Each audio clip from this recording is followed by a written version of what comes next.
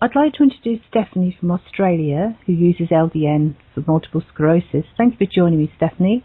Hello, Linda. How are you? I'm fine, thank you. And I'll just let everybody know that your accent, you're actually from Germany, but you've lived in Australia a very long time. Yeah, in 1998. Early 1998. Uh-huh. And when did you first start to notice your MS symptoms? The first symptoms would have started in 97 when I actually, I had the tingling between my legs when I bent down my head, and I had funny feelings in my right hand, the little finger, and massive fatigue.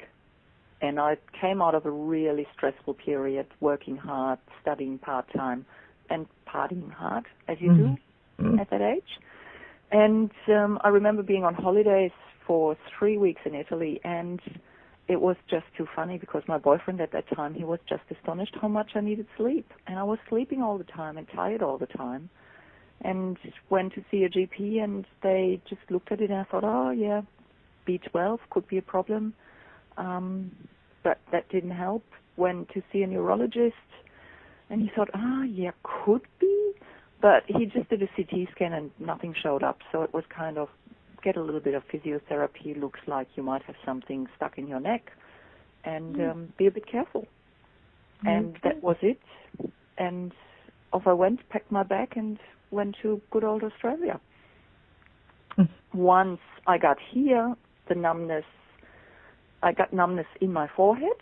And it was a quite stressful period settling here, and I moved for work, so lots of work, long hours, quite stressful, getting everything organized, finding a place, but I just ignored it, and it went away. And that was it for approximately, I think, until 99. And then I had a time when I got sick it was a bad cold, but I had a friend over from Germany, so we went traveling around a bit. I couldn't really take a break, so I just soldiered on, and despite being actually sick, it was just like, yeah, okay, keep going. And a month later, I woke up in the morning, and my legs were funny. And it's really hard to describe. They were just funny, heavy, as if they didn't really belong to me. I used to go to the gym at that time and work with a personal trainer, and that got really, really hard.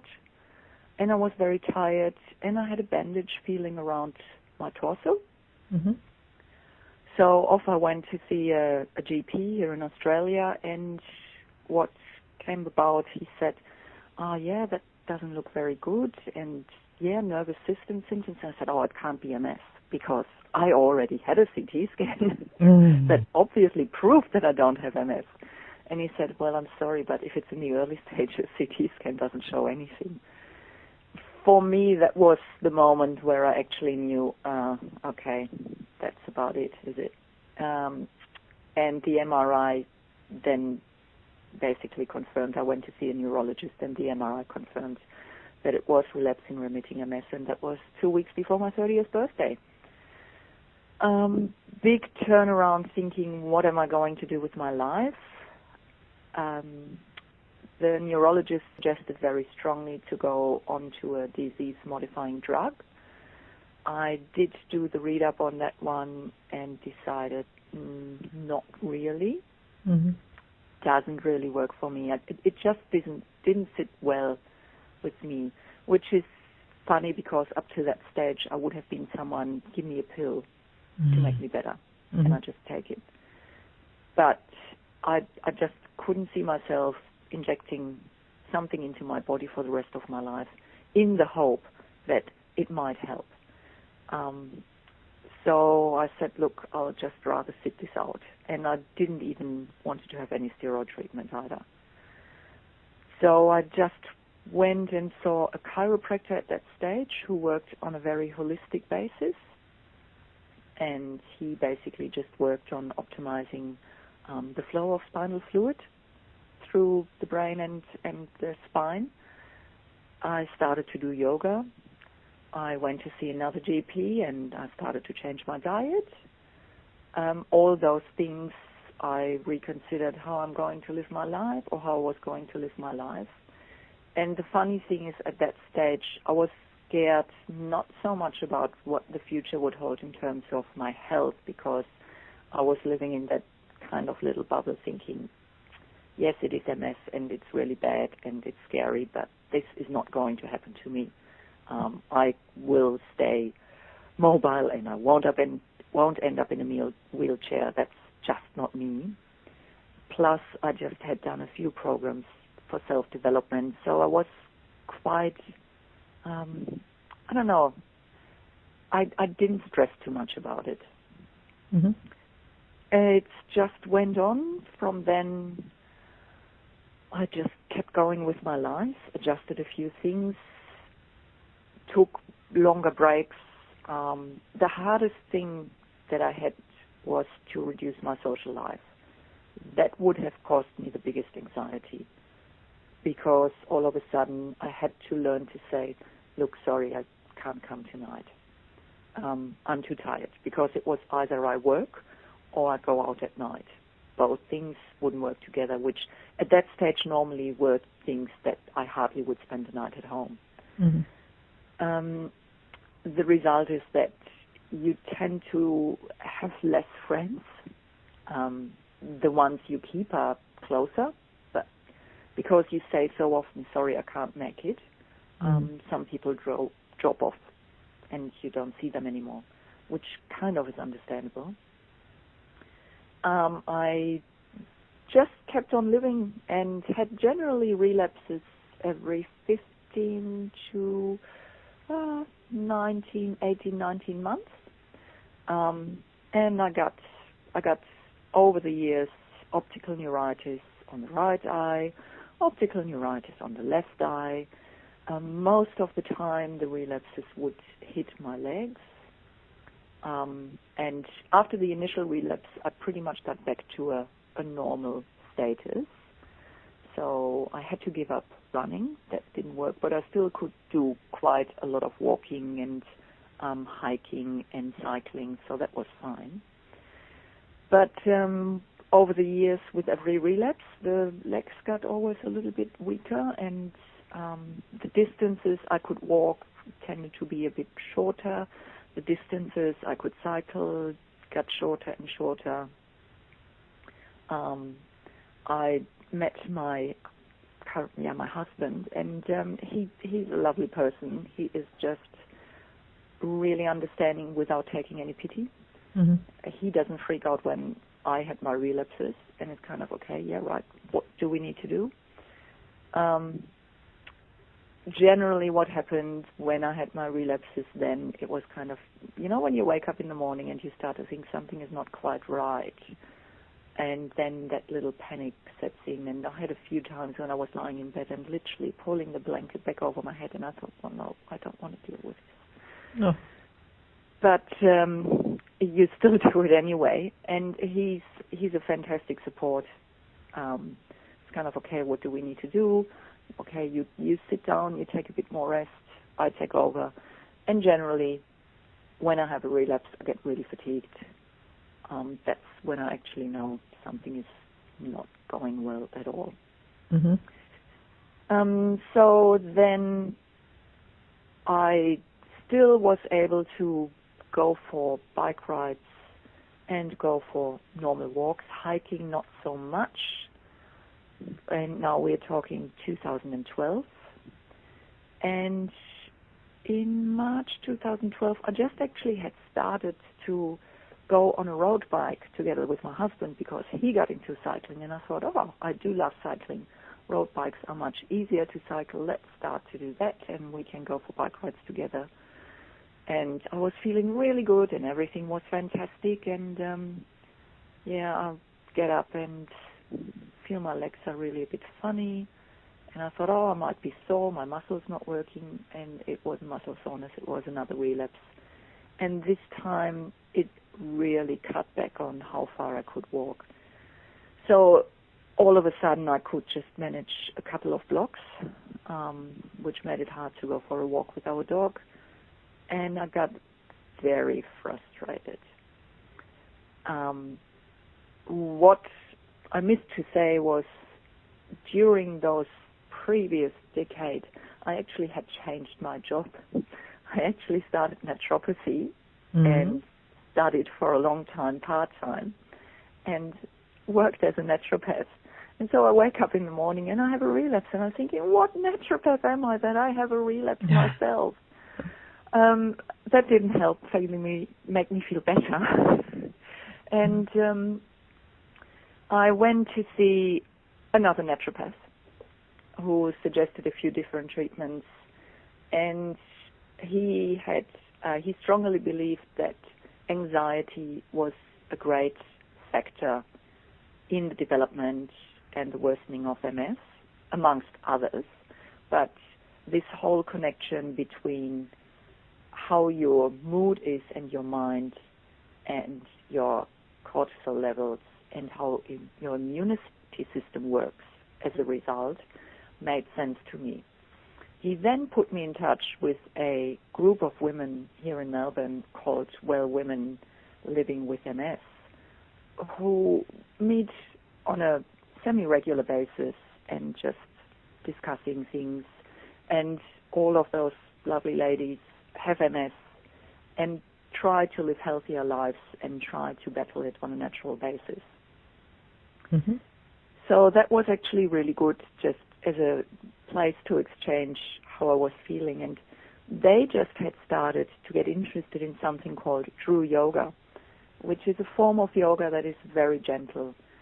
And the problem is when you do yoga or normal yoga, quite often you end up doing it in the gym here in Australia, or you go to a studio, and it can get quite athletic these days, which I wasn't that capable of anymore, because by that time my legs were really wobbly, my balance was really not great, and so that type of yoga was way more gentle.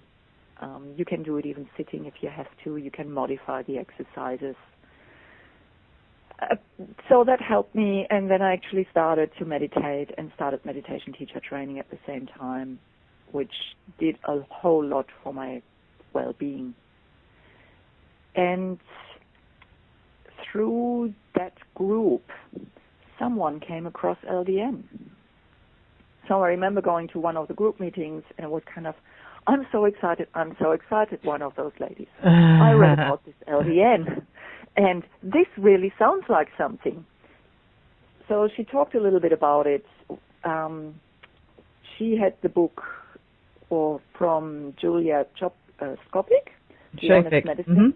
Skopik, yeah, Honest Medicine.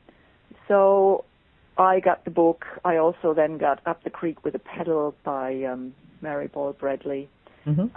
Read both books, and I like the idea because LDN works on your opioid receptors to work on your immune system. I thought, hey, that works for me because I'm meditating to work on that same level to help with my mood and then to help my immune system.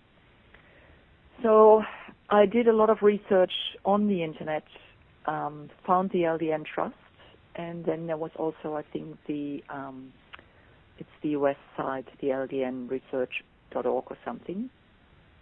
I printed out some of these information leaflets. I went to my GP and I said, this is what I want to take. My GP practices sort of holistically, and she was open to it, and she said, yeah, I've used LDN, or I actually used Naltrexone for people who had alcohol problems, so I don't have a problem using it. She was a bit concerned about the depression side effect, but looking at the dose, that wasn't a big issue. She sent me to her compounding pharmacist that she normally uses, and I got it mixed up, and that would have been in August, I think, 2013, sorry. Okay. Yeah, 2013. And I started taking it starting on 1.5 milligram, working up to 3 milligram, and then 4.5 milligram. I didn't notice many side effects. Sleep seemed to be okay, although I'm now taking LDN in the morning because I did get some sleep problems down the track. I wasn't sure if it was LDN or not, so I thought I'd start taking it in the morning, which didn't create any problems for me. Now, what I've noticed with LDN, it has given me a bit of a security that I'm thinking I might not get fantastically better, but if I can arrest the MS where it is, I'm a happy person. I had normally, as I said, I have my relapses every 15 to 18, 19 months. After I started the LDN, I had the gap between my relapses, or I had a relapse then earlier or mid last year, so it would have been May 2014, and that is more than 2 years after the previous relapse. For me, that was actually a really good sign. It also, although it was pretty bad because all of a sudden I couldn't even walk around the block pretty much, it resolved itself relatively quickly. The fatigue was still there, but I think it took 3-4 weeks for the fatigue to get to a normal level. And 4 months after that, I was back to normal as I was before that relapse. Wow. And so normally, sorry. Yeah. If we can normally sorry. If we can go back, so before you started LDN, if you'd have had to have rated your quality of life on a score of 1 to 10, 10 being the best, what would it have been? Before that fateful 2012 relapse, I would have said, well, I had lots of stress, but it would have been kind of 7. Mm-hmm. After that relapse, it would have gone to 4 or 5, because I really got a bit depressed there. Mm-hmm.